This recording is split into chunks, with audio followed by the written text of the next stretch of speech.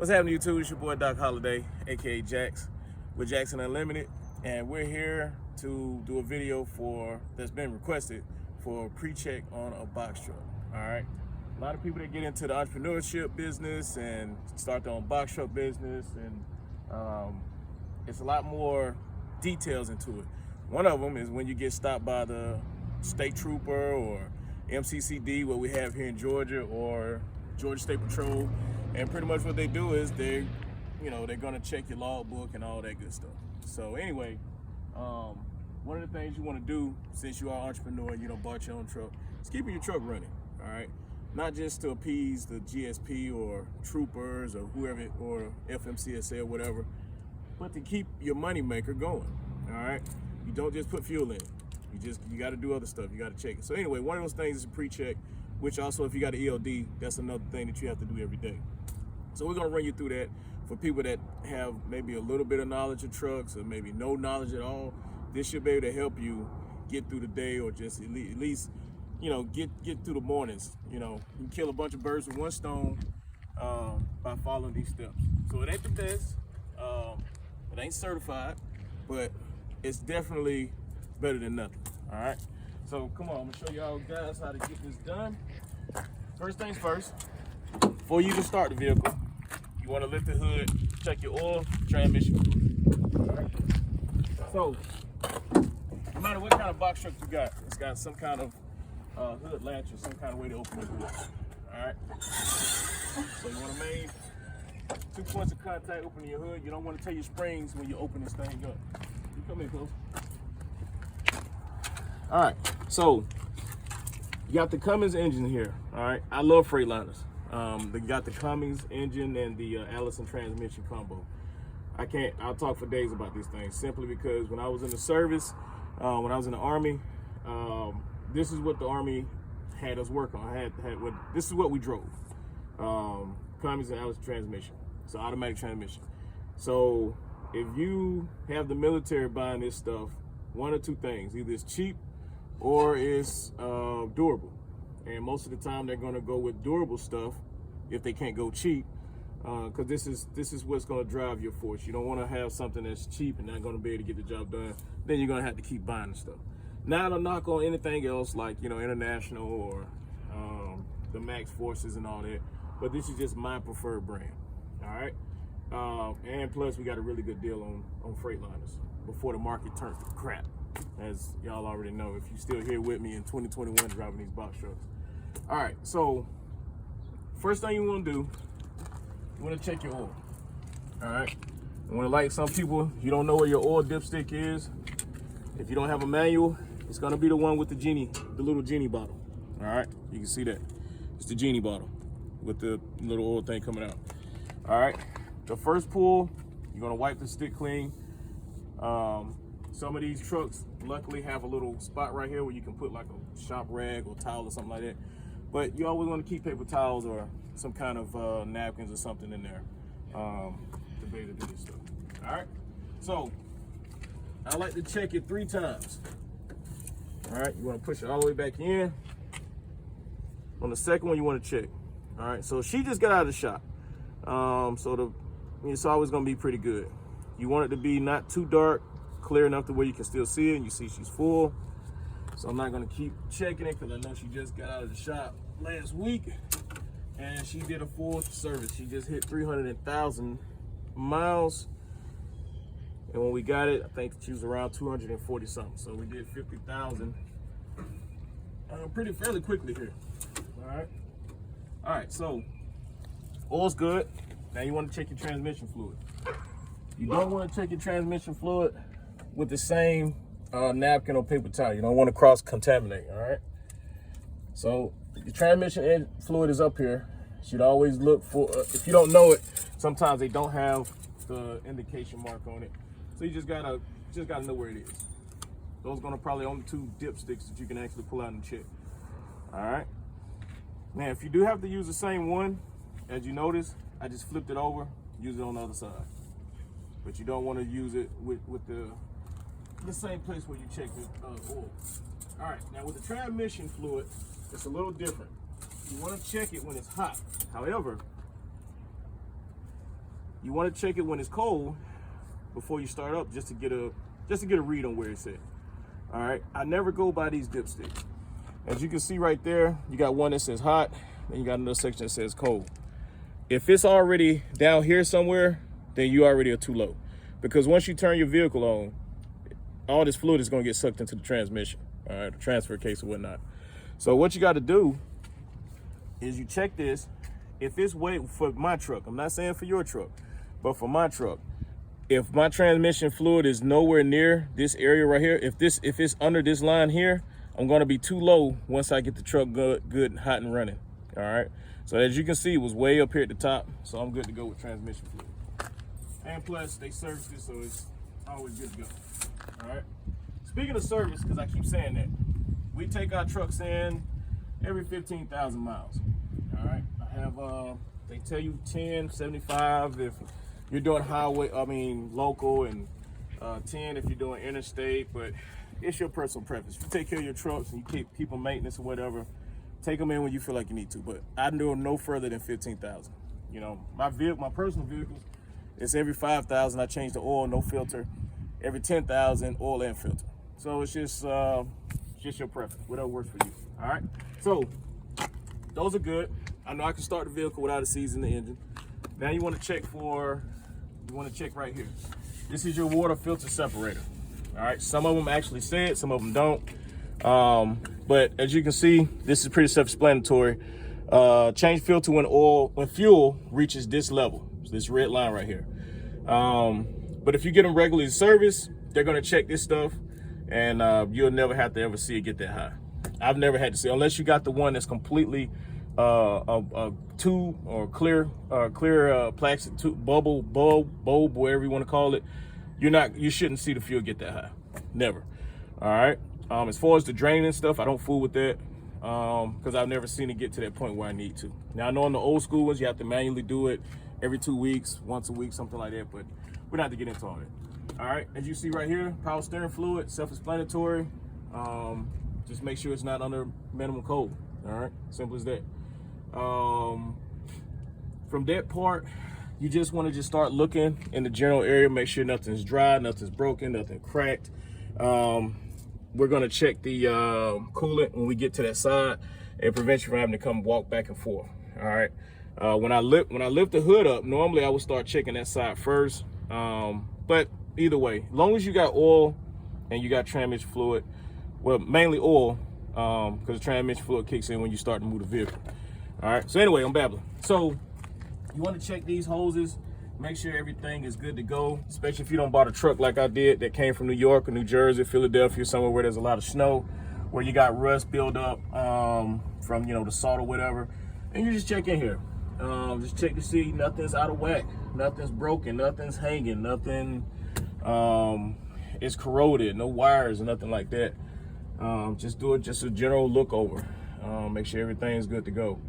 And then from that part, we're gonna go ahead and start the vehicle. All right. So you come in. Now, mostly with these Freightliners, they want you to flip the switch,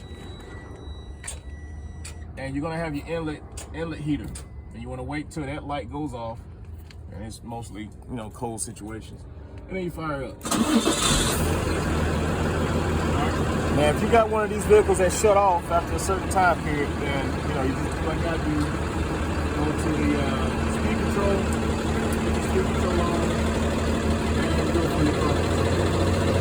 Then we take it up to 1,000 RPMs, and from that point, you start the rest of your pre-check. Now, this does two things. One, while you're doing your pre-check, is warming the vehicle up, because you got to check the transmission fluid a second time. This is when it's hot. All right, you want the vehicle to get about around 150 degrees.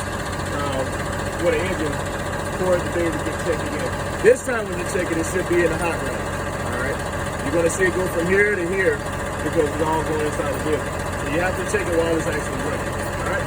Now, while that's running, you check the lights on. It works better in the morning time, but you want to check to make sure all your lights are running, all your lights are working. This is a DOT thing. All right. you'll get big for that. It's part of your pre-check, making sure your lights are running. We're going to shift through that because it's kind of pointless right now because it's broad daylight. But you want to check it at night or, you know, when it's winter time, you want to check when it's getting a little dark. All right? But that is a must. You have to have all your safety lights going. They don't have to be working in good condition. All right, so you check your headlights, you cut on your high beams, your low beams, you put on your four-way, your hazards, and you'll leave all that going. And while that's going, you'll come check your first tire. All right. Now, if you notice, I got two different pressure gauges. This one is molded for what I'm doing with these trucks, straight to the tire, and you're done. This one is for when I need to go into the back tires here, but I need to get to the inner tire or the outer tire. All right. So come here. You need to know what your pressure is.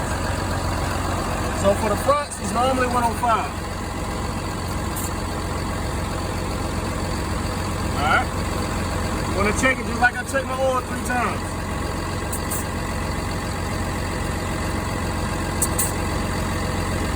All right, good to go. While you're checking the tire, put your fingers in. Want to check the groove. They have an instrument that you can use to check the tread depth, but if you've been doing this for a minute, you can kind of feel it for yourself. Make sure your drywall isn't, make sure your sidewall isn't dry, cracked, anything like that. You don't have any damages or anything like that. All right, anything that's going to cause the steering wheel to, to go out of balance. As you're going, you want to check your fuel gauge. Not the fuel gauge, but your fuel caps. Make sure your tanks ain't leaking, because this seal right here will go bad. I've had to replace this tank, I think this cap once, but the seal went bad, and as you're driving, you see fuel puddle up right here. That's a good sign that it's leaking. And it's not hard to change these things. You don't need to take that to the shop. You can go buy that from Freightliner or whatever truck you got and replace it right there on the spot. All right? Check the depth container, make sure that all the seals on here are good, if you have them, and your battery connection. And all you're doing is looking for corrosion, anything like that, anything out of the way, any kind of wires being dry rotted or anything like that. All right. So you see there's a terminal off, but that one doesn't. I guess they don't have to be connected. All right. So, all right. So once you get onto this underbelly here, this is when you want to start checking the U-bolts and then the under frame of your body. All right. So with this, as you know, box trucks, they put a piece of wood down on the frame. They bring the U-bolts down on top of the wood.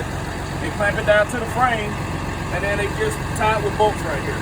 All right, with locking nuts. And that's it. So what you want to do when you come under here is to check those bolts. Look on the wood, make sure that the box hasn't shifted. Make sure it's not, none of the wood is starting to crack or it's not really bad, and go from there. Just check your underbelly. All right. Make sure nothing hanging from here, nothing's bad. Just make sure nothing ain't rusted out too bad. Anything that looks out of whack, that's the stuff you want to check. All right. And as you can see, this frame is split into two. So everything you see on this side is on the exact opposite side. All right. And then you just go down the row, and you check each one. And pull on it to make sure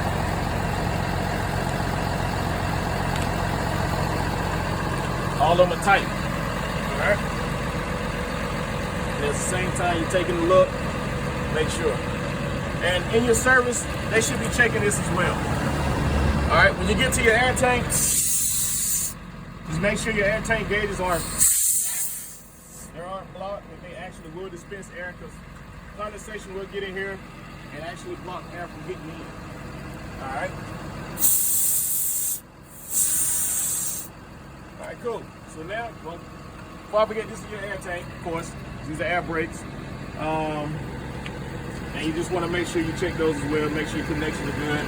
Make sure nothing dry rot. All right. Make sure all the bolts and stuff are good. Everything's locked in. When you come here to your brakes, you can't really see it, but just your brake boosters in there. You just want to make sure your brake boosters aren't pretty much the same thing. Dry rot or whatnot. It's not leaking. Doesn't have any holes in it. And everything is good and secure. Make sure everything is locked into place and there's nothing that looks like it's loose or hanging. Because hard, especially when you've done a hard break, you want to definitely come back here and check these out. All right. So as we move to the tire,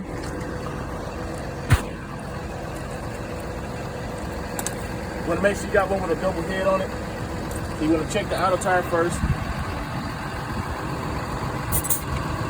Now these can be 100, 110 between. You want to have at least 100 pounds of pressure.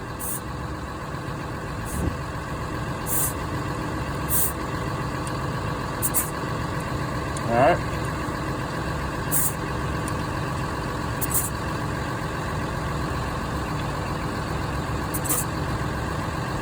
All right. So once we check this one, the inner tire is either gonna be on this side or this side, but you gotta look for it. And this is where this one comes into play. And sometimes you can't maneuver this one in straight in. You gotta get this one with the adjustable neck, I guess, to get to it.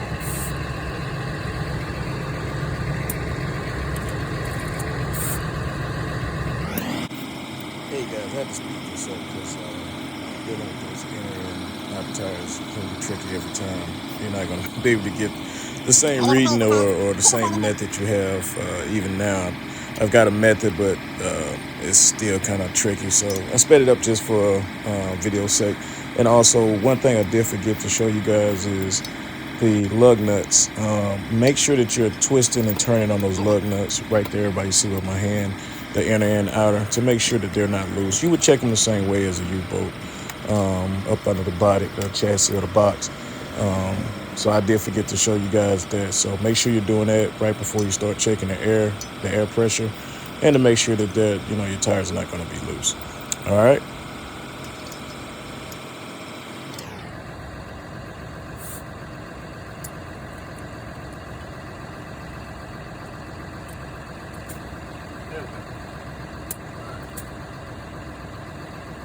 So this one, you're gonna need a little air.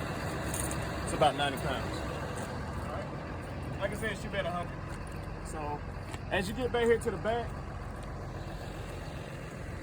if it was dark, you'd have to still look up here at the lights because you still got your markers up here, and checking your tail lights. Before you got started, you check the operation on your lift gate. Because I'm telling you, that's the worst thing ever is to get ready to go and pick up a load to use your lift gate, and your lift gate won't work.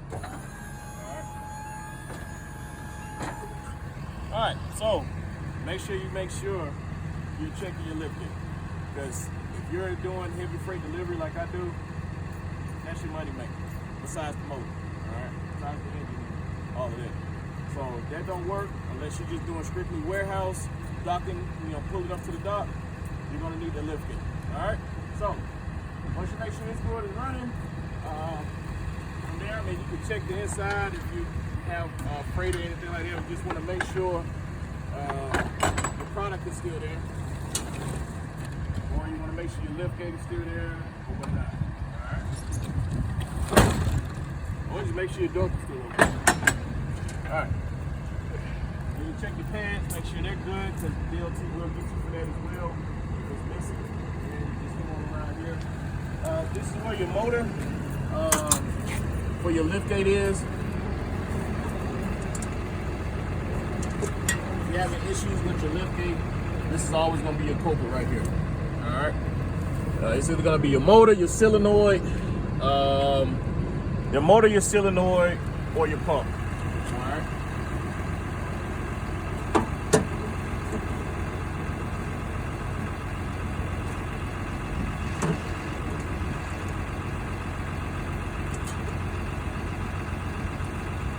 All right, and everything that you did on the other side, you're just gonna do it on this side as well. Just check your bolts, pull on them, make sure everything's good. All right, now this is an air ride.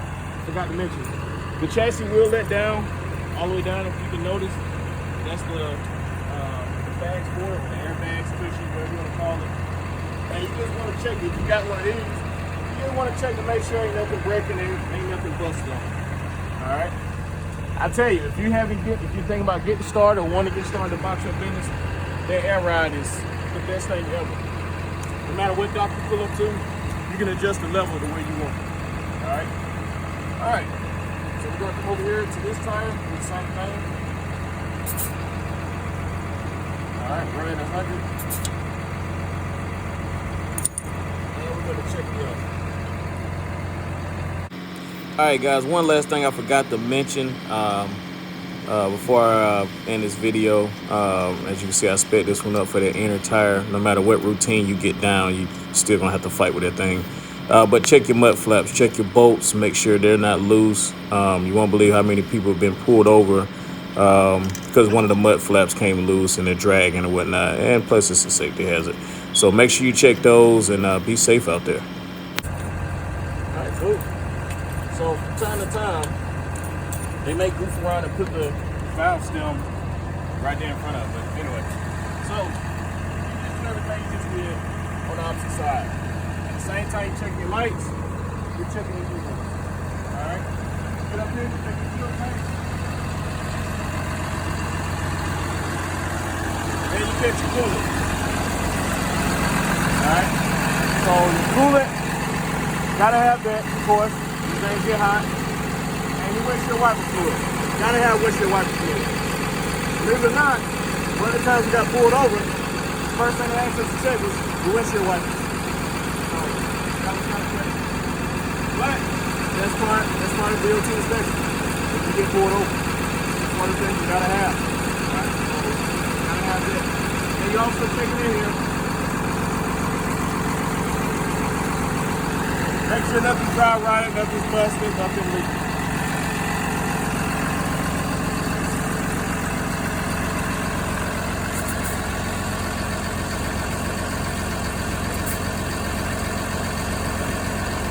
Alright, cool beans. Alright, so the engine should be warming up now.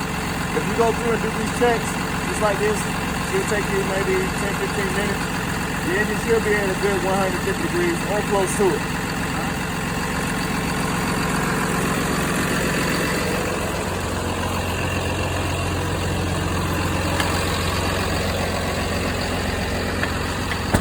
All right, at this point, we're gonna check the transmission fluid again.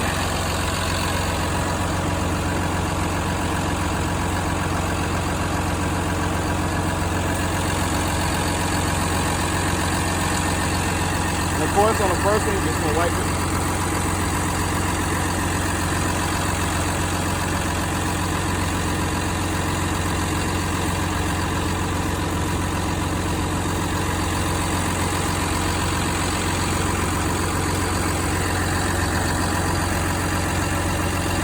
And there you have it. So it's right below hot. Now this doesn't necessarily mean I need to add any kind of fluid to it. But you definitely don't want it way down there in the cold. Alright? But like I said, I always check it 3 times.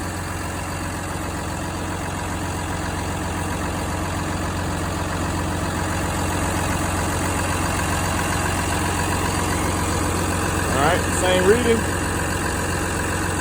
So you want to do the best 2 out of 3.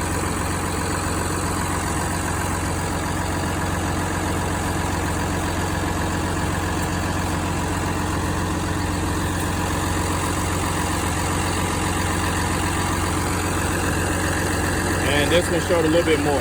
So at this time, I'm not going to add anything. I don't think I need to add anything.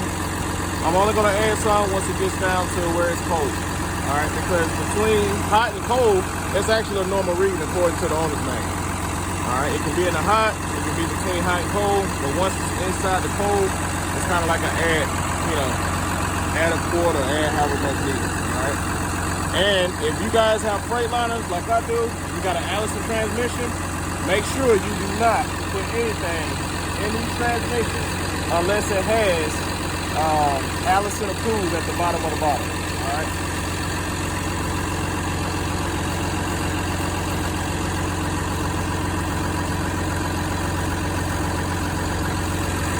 So everybody's always gonna say, it's just trying to get to the bottom of it. I'm not trying to find out. I'm going to put exactly what they tell me I need to put in there, because this isn't like the Ford Focus or Expedition condition, so like, ain't ready to change up, I go get another one. I could, but why? Alright? I was gonna take all the necessary precautions I have to with this vehicle, but this is a commercial vehicle, this vehicle makes me money. Alright? So once you get done with it,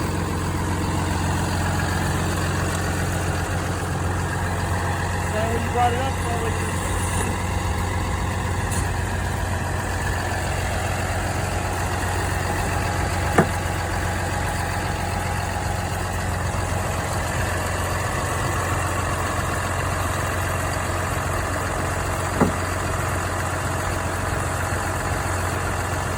and that's pretty much it for your pre-training. All right. So in that, in the nutshell. It's pretty simple, it's pretty quick. You get into a routine of it to where, you know, you're doing it and it doesn't even feel like that, man. It's gonna be days you're gonna be like, man, I don't feel like doing this, but I'm telling you, that day that you feel like you don't want to do it, it's gonna be the day that, you know, you're gonna get stopped or pulled over and they're gonna find something that you could have caught. I mean, you know, stuff happens. You might be rolling and your tire blow out or whatever. God forbid, you know, whatever.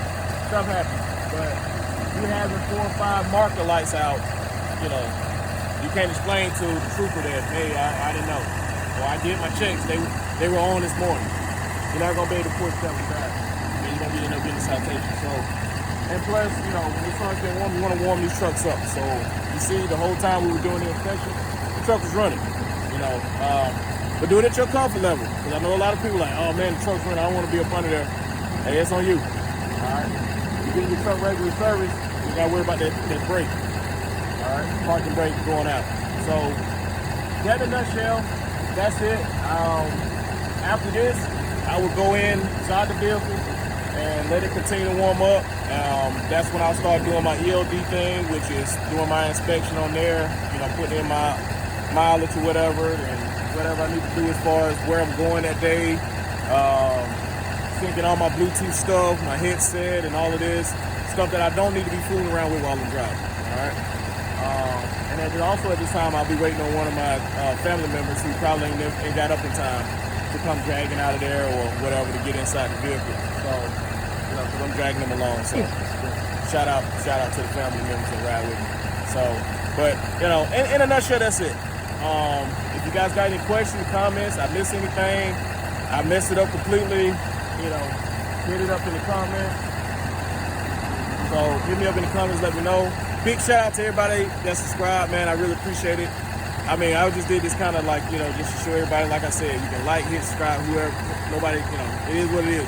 Most of the time, people just getting the information, they get the hell on. So if you do it, hey, I appreciate it. A lot of good questions people been asking me, and luckily I've been able to answer them. I haven't hit one yet that I haven't been able to answer, so, you know, hit me up, and I kind of respond pretty quickly because I get a notification. So didn't think I'd be at this point. I started off with like 8 people, and all of them were like family members. So now it's you know, where we at now. So hopefully you guys are using this. I'm happy that I can help, and you know, like I said, I'm doing your paper with this good because this is something that I kind of dived into, kind of halfway knowing everything. I used to drive 18-wheelers. Big trucks or whatever part of the United States you're in, you can call it, big rigs, whatever. Step decks, tankers, flatbeds, everything you can think of. And box trucks are just a whole lot better for me. Love it. All right. Anyway, babbling again. So if you guys like it, subscribe, love it, share it, whatever you need to do. The next couple videos we're doing is going to be the ELD and preparing for an inspection. You get pulled over. I've been pulled over 3 or 4 times. Each one went pretty good. The weigh station questions. And hiring a driver. As you can see, we got a 6 truck. We actually got a 3rd one, but it's getting the liftgate motor fixed on it. It's a Hino. You know, because of the market, Freightliners are like wood and fuel around here. So we had to go with a Hino. Not a bad truck. Don't get me wrong. I just prefer Freightliner. But it's a different truck. No air brakes. No air brakes. The transmission is a little different. But anyway, I'll get into that video as well one day as far as how to hire them, how you set your pay scale, your introduction, your orientation, and all of that. right. But anyway, without further ado, man, I appreciate it. You guys, stay safe out there, and I'll support.